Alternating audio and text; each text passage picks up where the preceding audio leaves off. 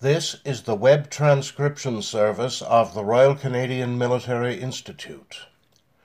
In our third of 4 podcasts of the Institute's first annual Military History Symposium entitled The Centenary of the Great War, A Canadian Perspective, Dr. Mike Bechthold of Wilfrid Laurier University discusses the Royal Flying Corps in 1917, the genesis of a modern Air Force.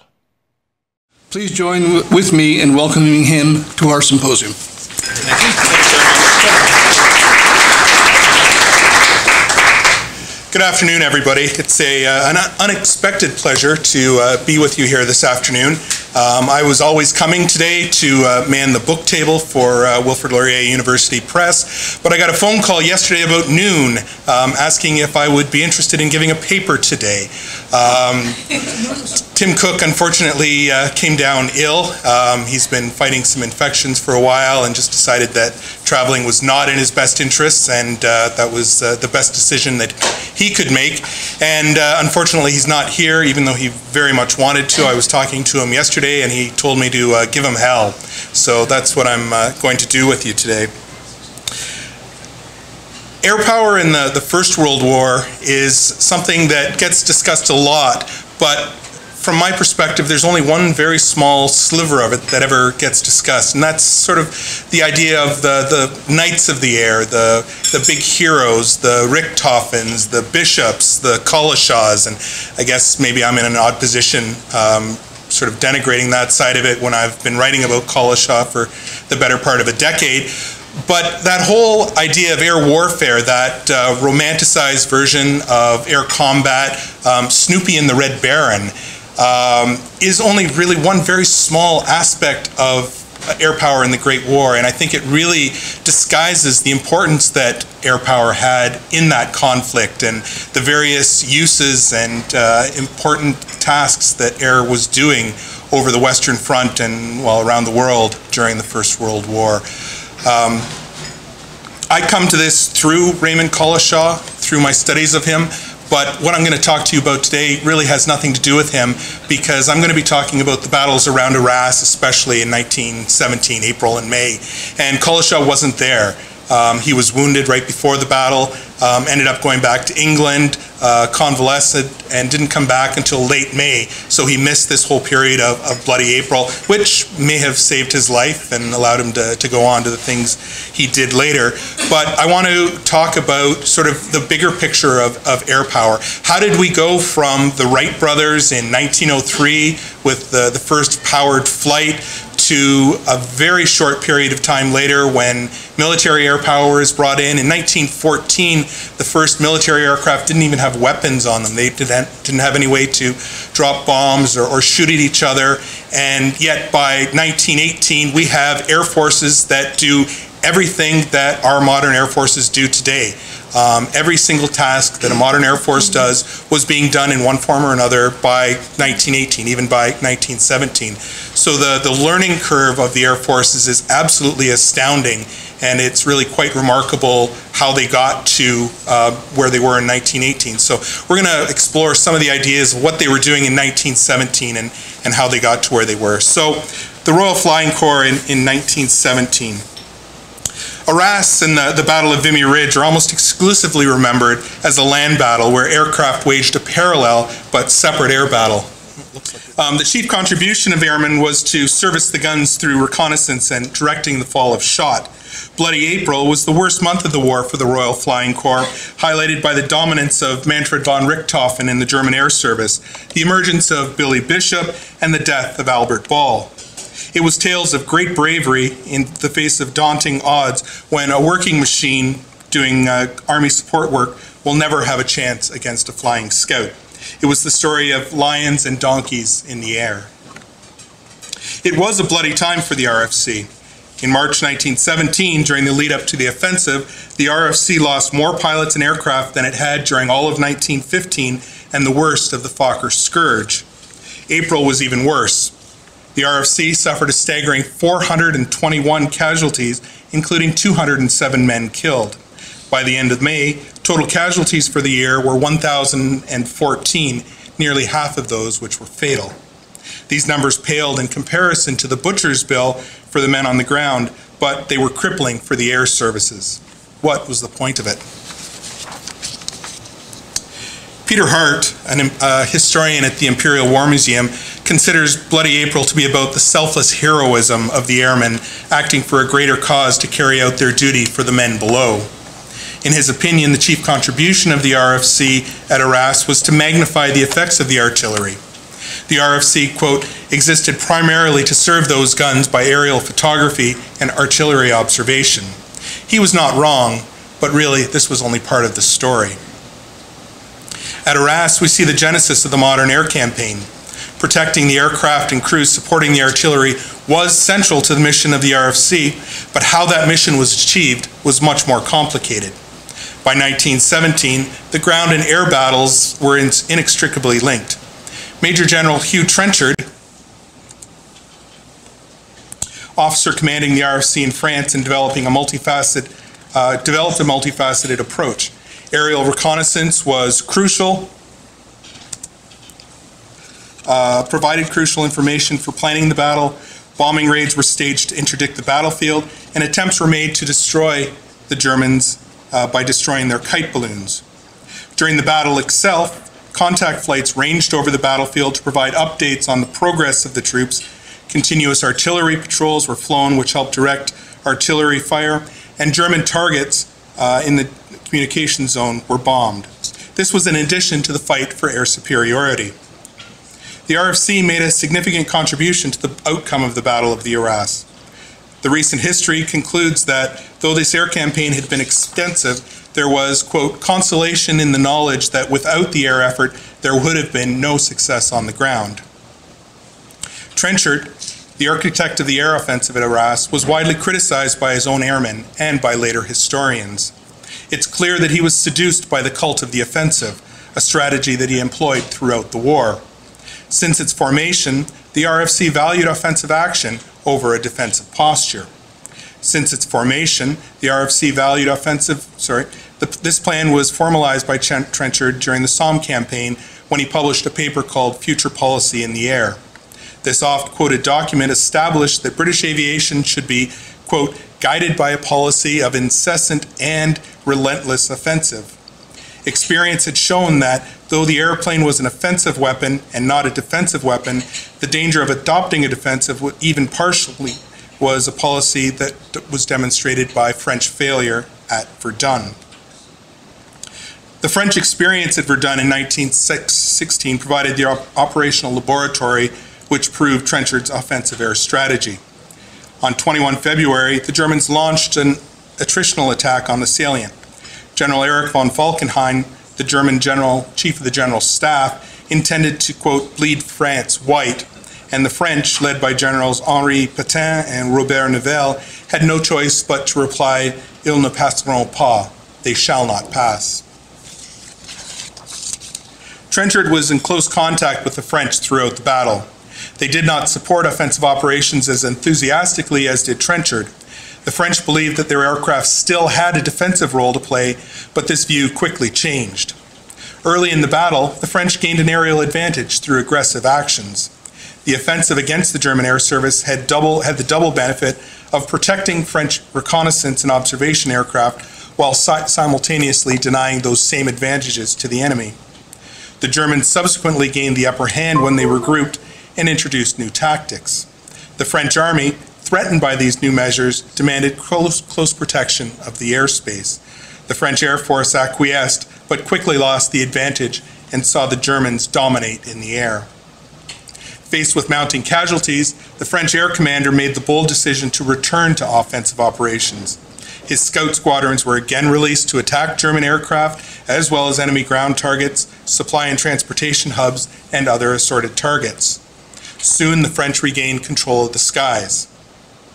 As one commentator remarked, quote, offensive action did and seemed to be the key to obtaining air superiority. Trenchard used these hard-won lessons to guide the British air campaign at the Somme in 1916. As he stated, survival in three-dimensional warfare depended on maintaining the offensive, whatever the odds or the cost. For the first time in the history of warfare, an air campaign was planned and executed to support a major army operation. The Royal Flying Corps was tasked with achieving air superiority over the Somme sector before the British Army attacked on the 1st of July, 1916. Trenchard directed his squadrons to accomplish 6 missions in order to achieve aerial superiority over the battlefield. Those 6 were aerial reconnaissance, aerial photography, observation and the direction of artillery, tactical bombing, contact patrols in support of the infantry, and air combat against the German air service to enable all 5 other tasks. So, although the Royal Flying Corps suffered serious losses because it rigidly adhered to that offensive strategy throughout the air campaign, when the battle ended, the RFC still controlled the skies above the Somme. And while the ground campaign was a failure, the 1st of July was one of the worst days in British military history, historians consider the air campaign a victory for the RFC. In spite of this success, some senior army commanders were dissatisfied with the support they were receiving from the RFC, leading to attempts to subjugate control of the air resources to artillery commanders. Nearly identical proposals were made by 2 army commanders, Generals Sir Henry Rawlinson of the 4th Army and Sir Henry Horne of the 1st Army. Rawlinson praised the RFC for their artillery support, but pointed to improvements that could be made to the system. Most of the proposals were quite sensible and would in fact be adopted for the Arras battle, but he concluded by stating that, quote, the only surefire method of attaining this ideal was to bring corps aircraft under the command of the artillery commander. Soon after, Horne argued that operations on the Somme had proved that tactical success is largely dependent upon the superiority in artillery and supremacy in the air. In my opinion, the time is ripe to organize our artillery observers as part of the artillery. Until the direction and control of artillery fire from the air is placed in the hands of the artillery, we shall not gain full advantage from our superiority in guns and ammunition. Just as an aside, this is really the basis for the dispute between the Army and the Air Force. The Air Force knows that it has a role to play on the battlefield that transcends Army boundaries, Corps boundaries, Army group boundaries, and they have a bigger picture to play. Army commanders tend to see aircraft as just another tool in their holster, that they are treated very much like the artillery, that they're a weapon that can be used directly on the battlefield in front of them. Many Army officers have the idea that if they can't see the aircraft doing something to help them, then it's useless and wasted and not even worth talking about, and nothing could be farther from the truth. Ironically, this debate between the control of the air resource that we're seeing here at the Somme would be replayed at Arras. It would be replayed at Amiens during the last 100 days. It would take place during the entire interwar period. You would see it during the Battle of France in 1940. The Western Desert in 40-41, El Alamein 42, Normandy 44, Korea 50, Vietnam. I mean, we can go on right to the present time. I was at a conference on tactical air power at the Aerospace Warfare Center in Trenton about the time that the Canadian Air Force was committing an air wing to Afghanistan.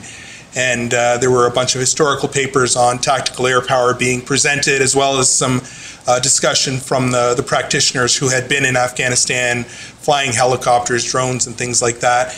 And at one point, I thought the Army and the Air Force officers in the room were going to come to blows over the question of who controls the resource.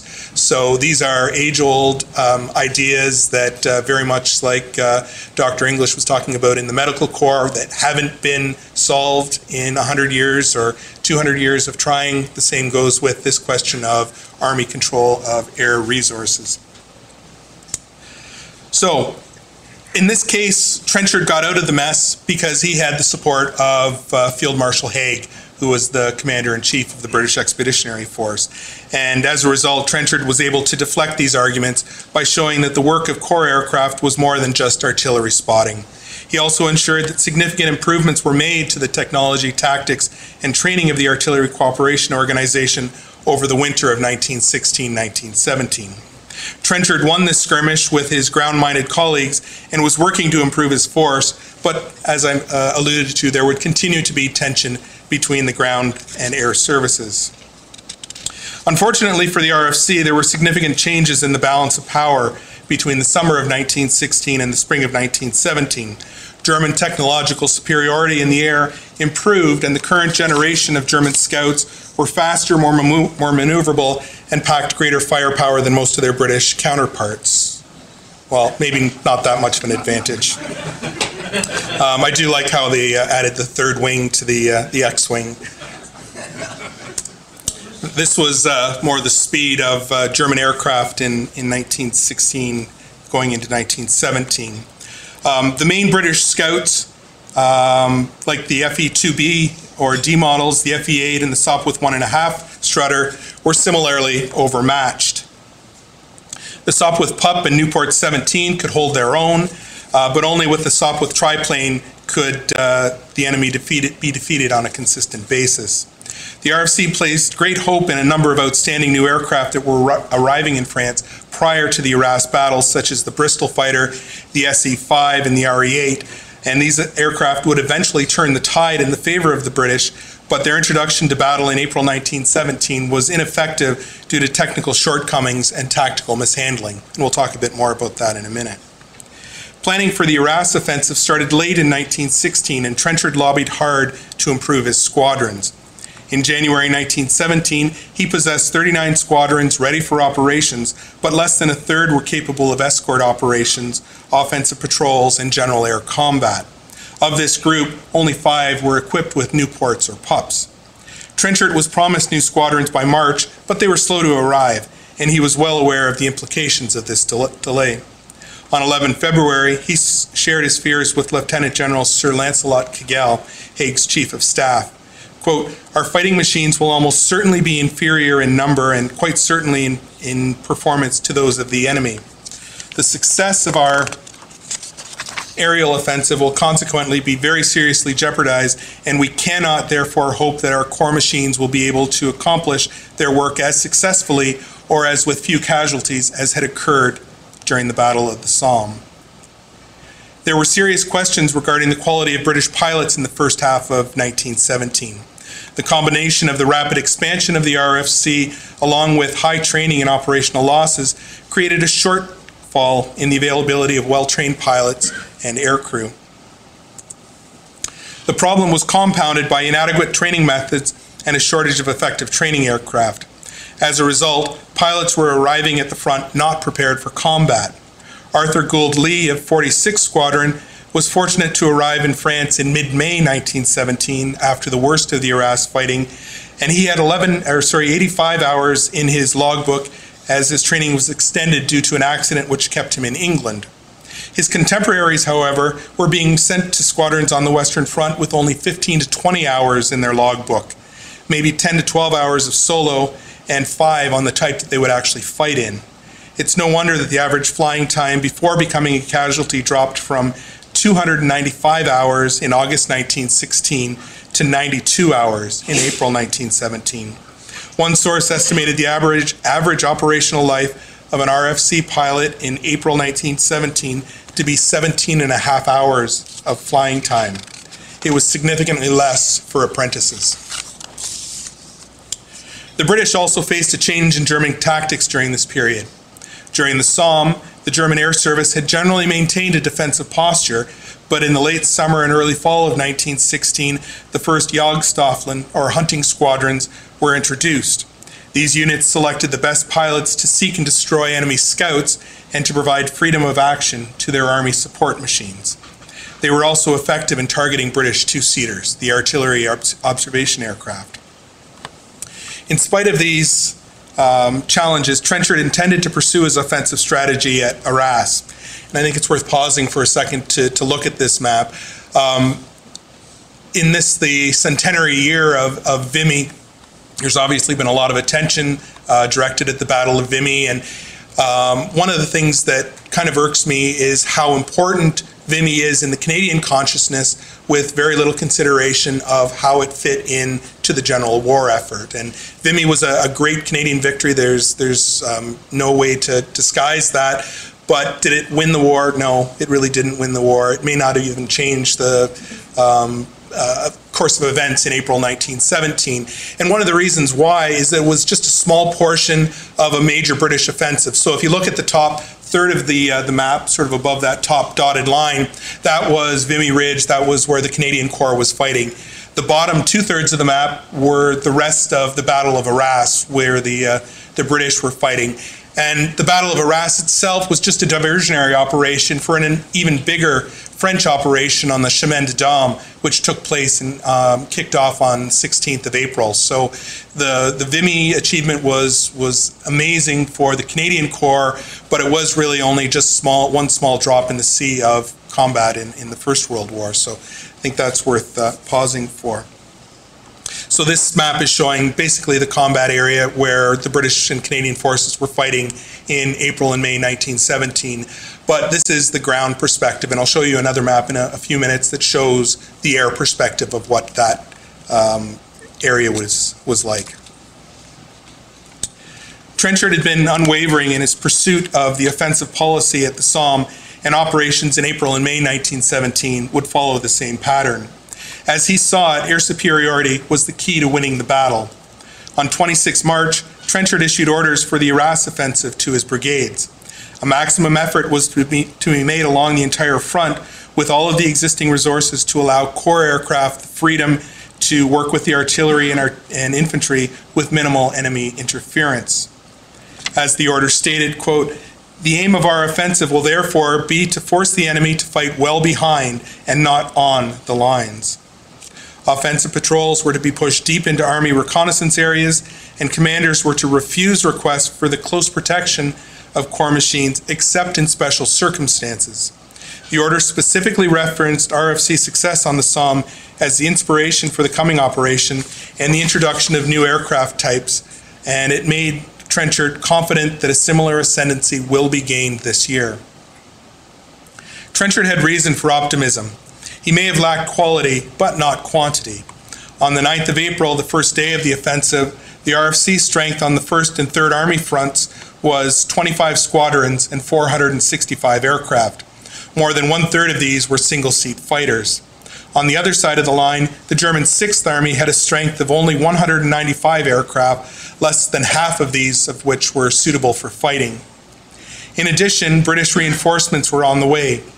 New aircraft types held the promise of reversing the technology gap. It was hoped to surprise the German air service with advanced types such as the SE-5A and the Bristol fighter.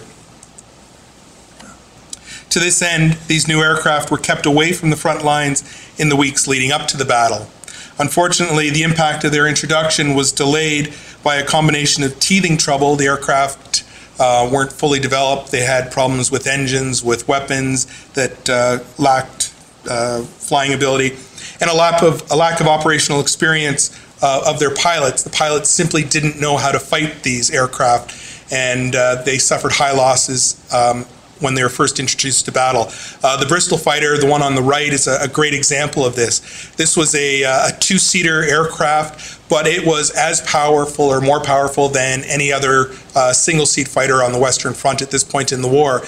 Yet when it was first introduced to battle, pilots tried to fight it like a slow, unmaneuverable artillery observation aircraft, and the Germans took complete advantage of that and shot them down in droves.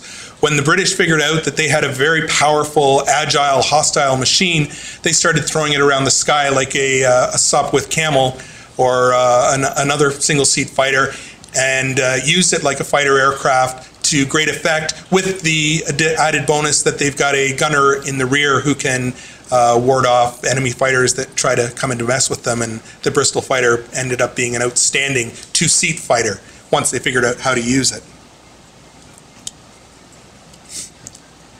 Unfortunately, the impact of their teething troubles and operational experiences combined to limit their effectiveness at Arras. A more positive development was the commitment of the Royal Naval Air Service squadrons to the battle. Naval 8, with its pups, had provided great support to the RFC since 1916 and would be joined by 4 additional squadrons in March, April, and May. The impact of the naval squadrons was considerable because they had a combination of experienced pilots flying first-class machines, especially the Sopwith triplane. The RFC plan for the air battle at Arras contained many of the hallmarks of a modern air campaign. Trenchard's offensive spirit was the driving factor, but his plan offered a nuanced and flexible approach to control the airspace and permit the essential tasks of artillery spotting and reconnaissance to proceed unhindered. The high casualties of Bloody April arose due to a confluence of uncontrollable factors rather than the application of rigid and unimaginative tactics by Trenchard and the RFC. In the month before the battle, the RFC saw increased activity and, of course, higher casualties. The losses suffered by the Corps squadrons during this period were worrying, and it's worth saying that British RFC squadrons were divided by Corps function and Army function. So Corps squadrons were the units that were tasked to do artillery spotting, reconnaissance, work closely with the Army. The Army squadrons, sort of against what the name says, were the pursuit squadrons, the fighter squadrons that were doing the air superiority missions primarily. British Army Corps and divisional commanders pressed Haig and Trenchard to provide close fighter protection for the vulnerable Army support machines.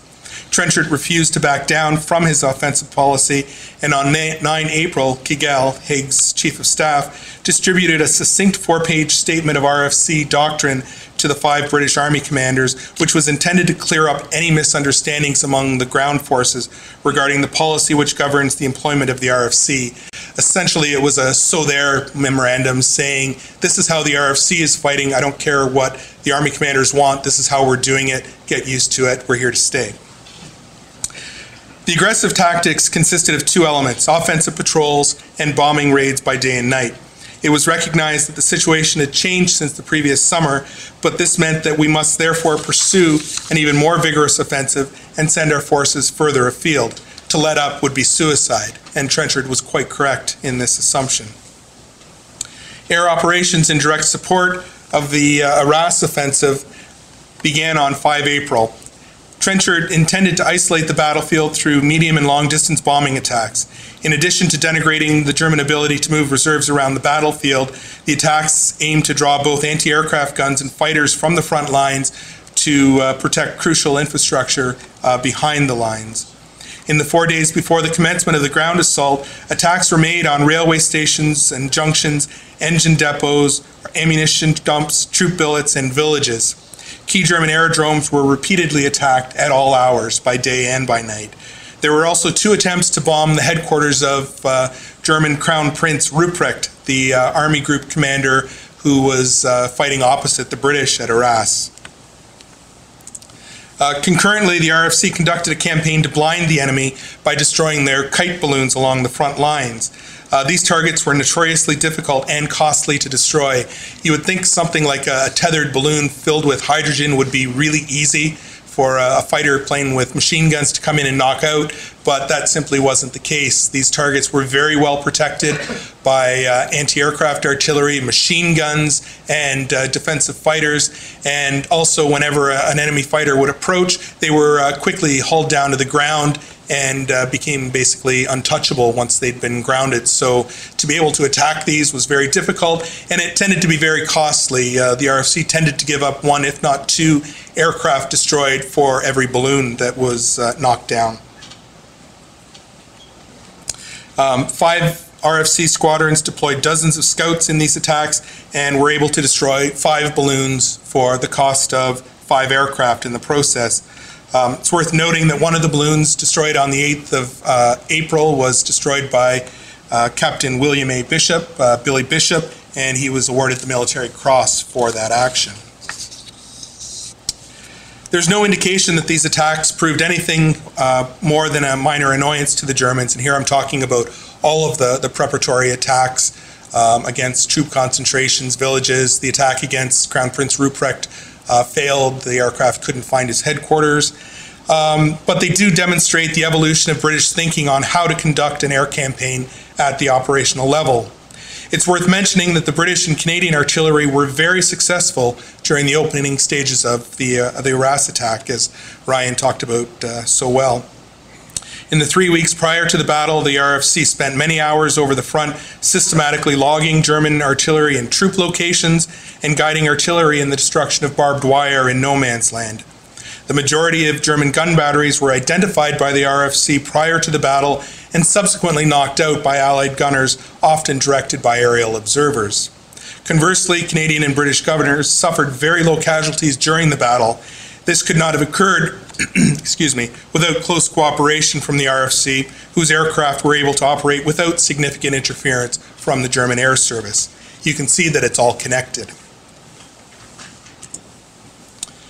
The start of the ground assault on 9 April saw the RFC enter the next stage of their battle plan, where the intent was to control German airspace over the battle area. To achieve this, overlapping zones of control were established which would continuously be patrolled to keep the enemy at bay. The deepest zone of distant offensive patrols extended some 15 to 25 miles from the front area beyond Douai and Cambrai. And if you look at the map, you can see Lille sort of in the top. I don't have a pointer. Just to the bottom left corner of the reference square in the top right corner. And Tournai is right below that. And Valenciennes is midway on the right. Yes, right there. And that's basically the outer edge of the battle area. So the RFC is sending fighter patrols that far into the battle space in an attempt to interdict any German fighters that are coming to the battlefront. Just beyond the front was a zone referred to as the zone of close offensive patrols. And that zone, if you look at the dual lines of the trenches, the red and green or red and blue lines, if you look at all that stuff just beyond that and the dead center of the map, that was the zone of close offensive patrols beyond the lines. And once again, the RFC flooded that zone with aircraft to absorb any German fighters that managed to get through, to deal with any German attempts to put up two-seater artillery control aircraft, and also to provide sort of a distance screen for our own artillery observation aircraft. So the core two-seater aircraft essentially patrolled over top of the front lines, doing both reconnaissance and artillery spotting and direction. The goal was to saturate the area, making it impossible, or at least very dangerous, for German fighters to penetrate and interfere with the work of the Army support area aircraft. So once again, turning to this map, this is the Air Force view of the battle area for Arras, and it's quite a bit bigger than that previous map. Essentially, the previous map was a tiny little rectangle in the center of that map that took into consideration only the sort of the front lines and the 3 or 4 miles of penetration that they eventually achieved during the course of the operation. The Air Force view of it is quite a bit more expansive and involves things like interdiction, trying to prevent the enemy to get to the front, trying to prevent enemy fighters from interfering, dealing with enemy reinforcements, not in this battle, but they did consider blowing bridges to slow the movement of reinforcements to the front and so forth. So it's a very different concept of operations. So early on, this program was very successful. At the start of the offensive on 9 April, the RFC had 48 single-seat fighters patrolling the close offensive zone and 24 two-seater fighters engaged in line patrols. In addition, aircraft from 2 squadrons operated in the distant offensive zone beyond Douai and Cambrai. This was the ideal offensive concentration and largely prevented casualties amongst core aircraft. On the 9th of April, the RFC reported that hostile aircraft were active but often avoided combat, something they did only when the odds were not in their favor. Unfortunately, it was difficult to maintain this saturation of the battle space due to periodic shortages of pilots and machines, weather, which was a major factor, wastage, and aircrew limitations. One historian calculated that to continuously patrol the 310 square kilometer zone throughout the day would require somewhere in the neighborhood of 300 to 400 sorties per day.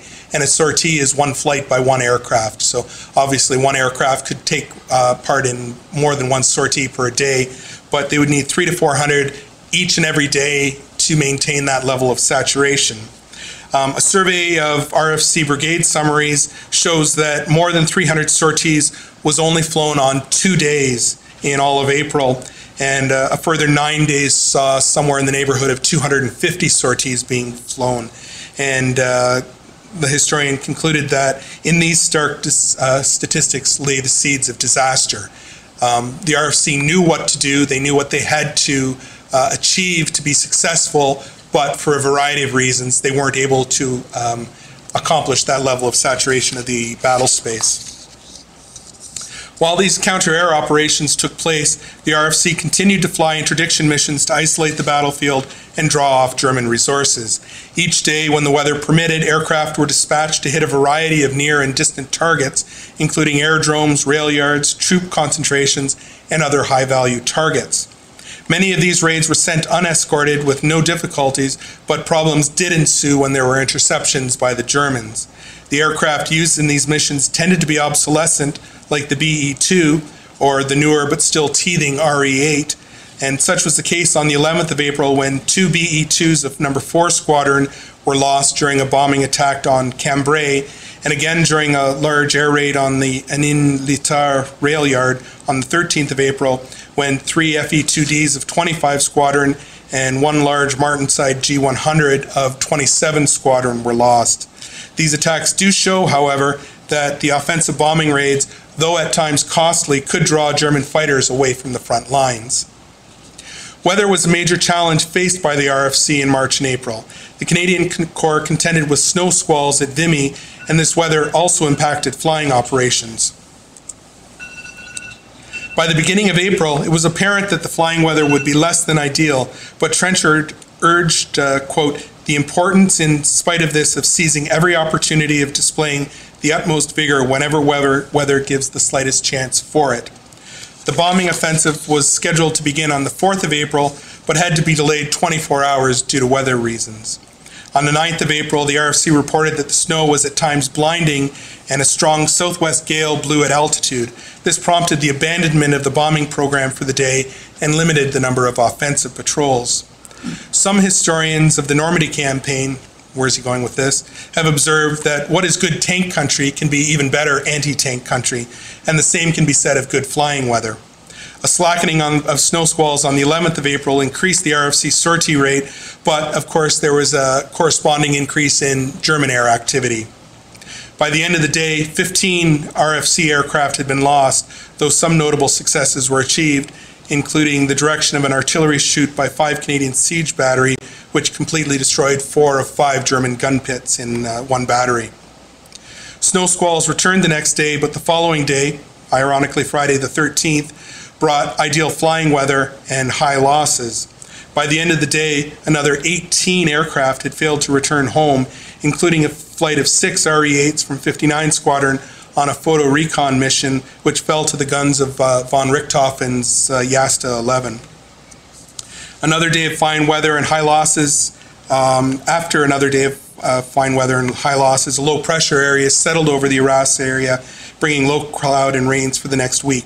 The weather was so poor that artillery preparations for a renewal of the British offensive, scheduled for the 21st of April, were delayed by 48 hours. So there was a close correlation between weather and air activity, but also the more air activity there was, it comes on both sides, and the more aircraft you lose. So it was a bit of a double-edged sword.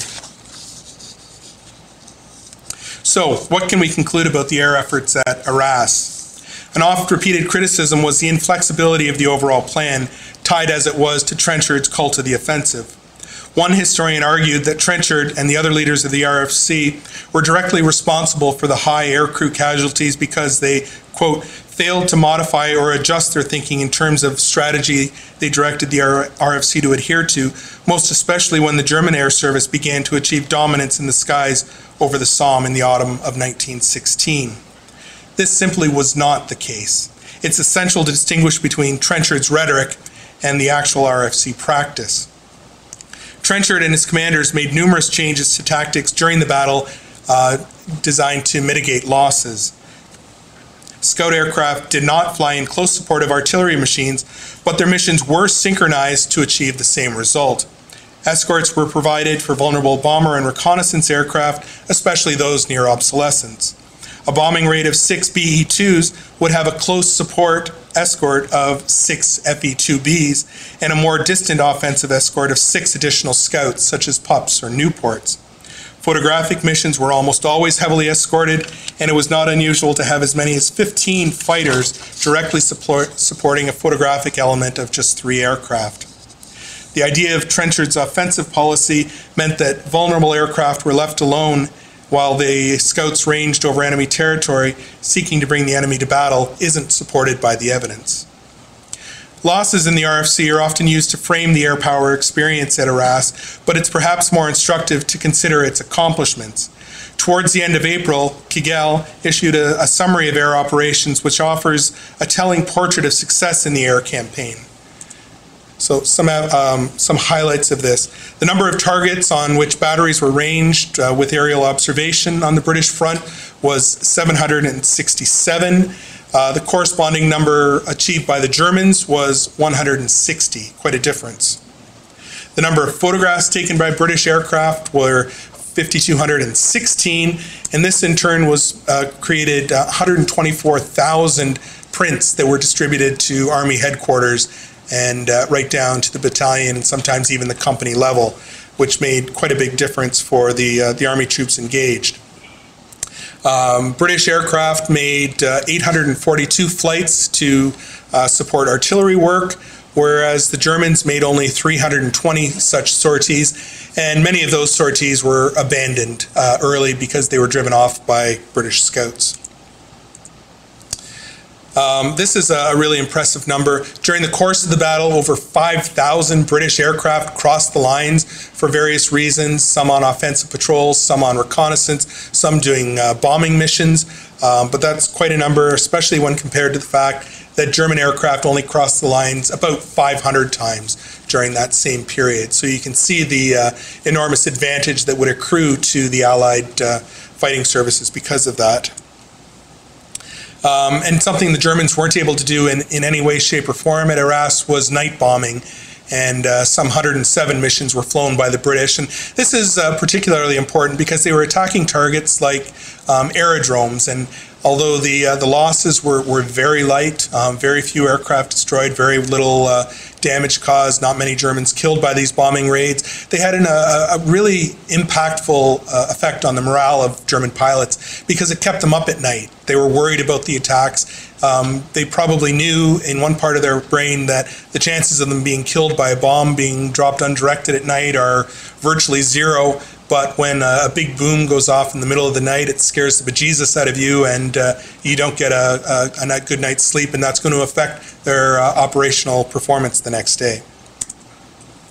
For me, perhaps the most remarkable statistic is the fact that on the British front, they had 887 aircraft operational at the start of the battle, and a little over 2 weeks later, they'd actually increased the number of aircraft that were flying on the Arras front. So let's pause on that for a second because it's a really important point. So it was bloody April. I talked about the losses they sustained, very heavy losses in both aircraft and pilots, but they were able to replace and actually increase the number of aircraft they have at their front. And this number is even more important than it might seem, a net increase of 3 aircraft over those 2 weeks. But keep in mind that the vast majority of aircraft that were being lost, either to enemy action or being written off or being disposed of for various reasons, were the older models, the obsolescent aircraft, the aircraft that weren't being very effective. And they were being replaced with newer types that were faster, more powerful, more effective, more combat capable. So not only do you have no loss in the number of aircraft that you have available to you, you have a significant upgrade in those capabilities. So that's quite important.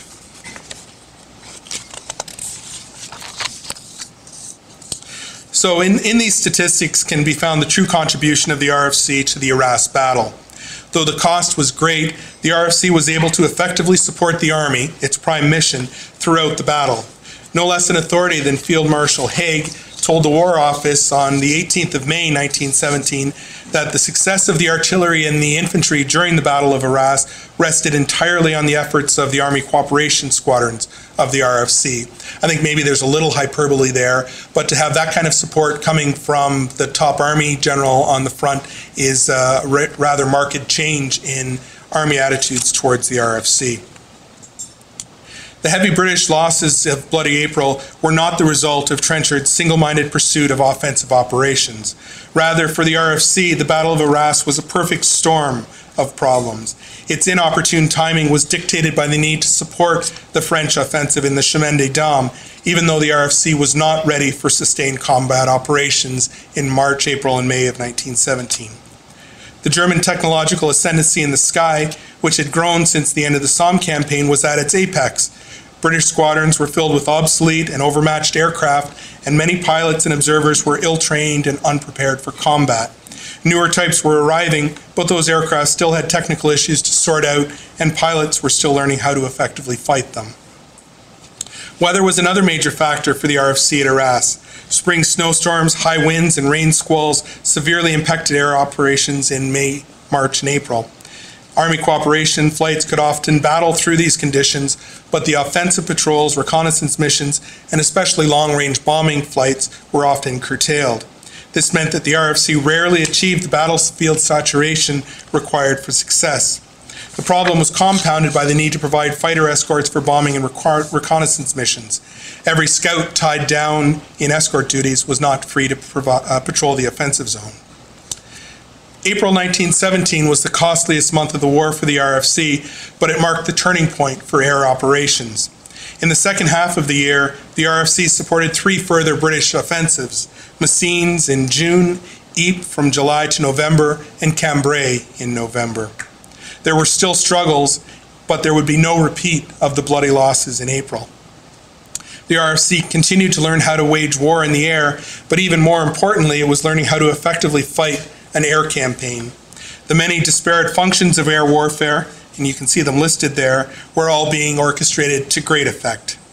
Trenchard and the other commanders of the RFC were learning how to integrate these various missions so that the sum was greater than the parts. There were problems yet to be worked out, but the path forward was clear and would culminate in August 1918 at the Battle of Amiens, which featured the greatest air concentration of any battle of the First World War and which would set the standard for future air campaigns. Thank you very much.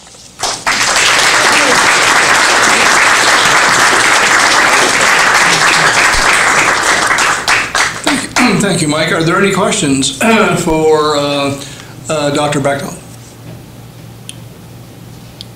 Hi, Mike. 2 questions. When were the radios introduced into the RFC, and what was their effect? Were they helpful? The second thing is, was there a distinct difference between the losses of Cooperation Corps flyers versus the attack flyers? And I'm trying to figure out the magnitude of that. Yeah, the issue of radios. I mean, I gave a version of this paper at the VIMI conference in Calgary in April, and a much shorter version than this. And my co-presenter was Major Bill March, who was talking specifically about Army cooperation. He was looking at the nuts and the bolts of the aircraft that were supporting the Canadian Corps in artillery and reconnaissance. And radios were slowly coming online, and they made a big difference eventually, but it was a slow process because the technology wasn't quite there yet. The first aircraft to go up, which had radios, could only carry a transmitter, not a receiver, because the combination of the transmitter and receiver were too heavy. And the messages they sent were very coded. They had to be brief. They couldn't be very complicated because of the limits of the technology. So in some ways, the way they directed before the introduction of radios by writing a message pad, flying back over the artillery battery and dropping a note was sometimes more effective than the early radios. But by late 1917 and into 1918, the radios were becoming more effective and played a major role in allowing the artillery to increase its effectiveness and be more accurate in their shoots. In terms of the losses by aircraft, it really was the aircraft that were flying over the battle fronts that were taking the highest losses. Ground fire took a heavy toll on those core cooperation machines, and also over the battle lines there was just a lot more going on. That's where the German aircraft were sort of being sent. That's where Richthofen was hunting, and he really wanted to get the Army cooperation machines because he knew those were the important things. The fighters, well, yeah, it would be great to shoot those down, but the core machines were both the important target and also the easier target than the regular fighters, so they disproportionately took the losses. Hi, how are you? Oh, I'm so sorry, sir. Bloody April's always been fascinating to me, and the men going up in machines that were so obsolete with virtually no chance of survival. Just going through the top of my head, I count 7 aircraft factories that were making aircraft in 1916 for the Royal Flying Corps, not including the 2 French aircraft manufacturers. I guess the question that I wanted to ask you is really, it's threefold. One, who decided what aircraft contracts were being made? Who was the one authorizing additional purchases of FE-2Bs and DH-2s and planes that really had no chance of survival? Second, were non-busy factories making aircraft from other companies? Why weren't more Spads and Sopwith Pups and Sopwith triplanes being made? And then the third question, who at the end of the day was responsible for the change in technology? Was it just people developing new tech that decided, hey, we've developed the Bristol fighter, so let's introduce it, or was it a concerted effort to improve technology? Yeah, that's 3 questions that we could spend about the next 3 hours answering. Very good questions. The question of British aircraft manufacturers is a fascinating one, and it's one that is really a very territorial question. The Royal Experimental Establishment was the sort of main group that was responsible for developing aircraft for the Royal Flying Corps, a government-owned institution that wanted to concentrate production on its own aircraft. Some of the more, many of the most effective aircraft were being produced outside of that. The Sopwith Camel, the Sopwith triplane, the Bristol fighter are good examples of those, but their employment in combat was delayed because the Royal Flying Corps didn't want them because they weren't their airplanes. They came to prominence because the Royal Naval Air Service was outside of the control of the Royal Flying Corps, saw the merits of these designs, said, you know what, we don't care what the RFC is doing, we're going to do our own thing. These are good aircraft, we want them, make them, get them into service, and they did. And slowly the RFC realized that there were good aircraft being produced outside of their own purview, and slowly changed. But you also have to remember that this is the early days of aircraft design and manufacturing. They were coming up with designs that were completely unairworthy because they had absolutely no idea what they were doing. I mean, it wasn't until 1916, and I'm not sure the exact date, but pilots didn't know how to get out of a flat spin. If you got your aircraft into a flat spin, you were dead. And now this is a basic maneuver that pilots are taught early on in their training. Very simple to get out of, kick the rudder the other way, blah, blah, blah, and Bob's your uncle. But pilots were told not to do aerobatics because, 1, the airframes couldn't take it, and 2, they could get themselves into trouble they couldn't recover from. So, yeah, when we look back on it, it's easy to sort of overlook the fact that, I mean, 1903, the first powered flight, we are 15 years on from that, less, and what they were doing was absolutely remarkable. So.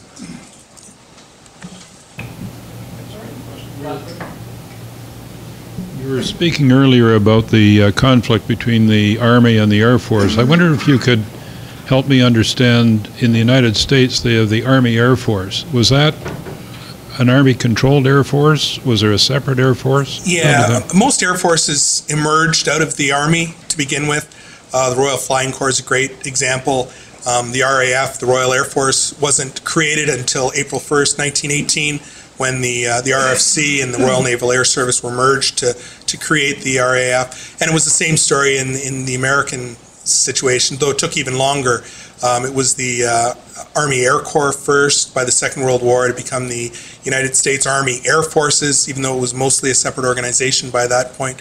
And it wasn't until 1947 that the U.S. Air Force was created, that was a separate institution from the Army. So, yeah, the Army really thought that they had a major stake in these air forces and wanted to control them. But as the knowledge grew and they realized that we needed Air Force specialists to control Air Force matters, and Army specialists weren't competent to do that. In the early days of the war, the Zeppelin airships terrorized London for a time, and the Russians flying behemoths, 8-engine planes made by Sikorsky, later the manufacturer of the helicopters, were raided into Germany. Was there any evidence of French or British bombing raids for so-called strategic purposes on civilian targets in Germany? Yeah, absolutely. The British were doing strategic raids as early as 1915, 1916. It was the Royal Naval Air Service, No. 3 Wing, that was flying these missions down in the south of France, attacking targets in Germany, trying to attack factories and not going for military targets, not doing city busting that would be developed in the Second World War. But it was really the German first Zeppelin raids and then the later Gotha raids on London that sowed the seeds, especially amongst the British, for strategic bombing in the Second World War, because they saw the impact of the bombing. They knew that the physical damage was light, the casualties were light, but they saw the panic it created, the crisis in morale, and they knew that London would never break. Of course, the British, they're stiff upper lip, they'll be fine, but they thought that if they could take that model, magnify it, that they could collapse the morale of an entire country through aerial bombing. And that's where you see the ideas of guys like Giulio Douhet, the Italian theorist, and British development of the strategic air weapon. This has been another in the series of podcasts produced by the Royal Canadian Military Institute in Toronto as a public educational service. You can find notices of upcoming events and links to our webcast archives on our website at www.rcmi.org. On behalf of the Institute, this is Eric Morse saying please subscribe to our YouTube channel, and thank you for listening.